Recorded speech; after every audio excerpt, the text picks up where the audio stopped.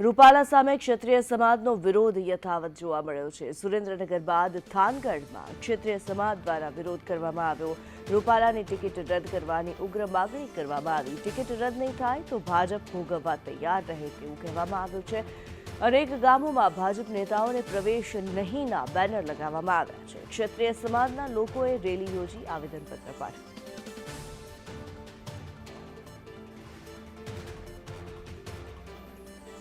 ભાવેશ પ્રજાપતિ વધુ વિગતો સાથે જોડાયેલા છે। ભાવેશ, ક્ષત્રિયોનો જે વિરોધ છે સુરેન્દ્રનગરમાં પણ જોવા મળી રહ્યો છે, શું માગણી કરવામાં આવી છે, શું કાર્યવાહી કરવામાં આવી છે?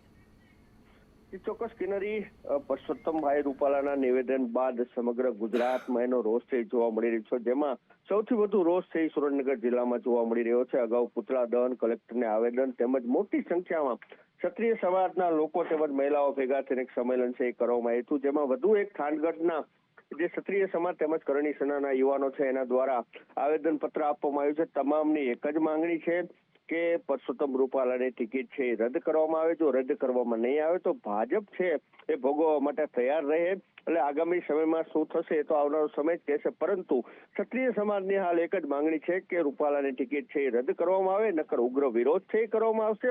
સાથે સાથે બીજું પણ એક વાત આપને જણાવી દઉં કે સુરેન્દ્રનગર જિલ્લાના અમુક એવા ગામડાઓ છે જેમાં મોટી માત્રામાં બેનરો પણ લગાવવામાં આવ્યા છે। ભાજપના નેતાઓ તેમજ ભાજપના ઉમેદવારને ગામમાં પ્રવેશ ન કરવા માટે થઈ પણ લોકોએ કહેવામાં આવ્યું છે। એટલે લોકો જે ભાજપના નેતાઓ છે હાલ કોઈ પ્રચાર અંગે ગામમાં પણ નથી જતા, એટલે આ વિરોધ થઈ સતત દિવસે ને દિવસે ઉગ્ર બની રહ્યો છે। જી ધન્યવાદ ભાવેશ આ માહિતી માટે।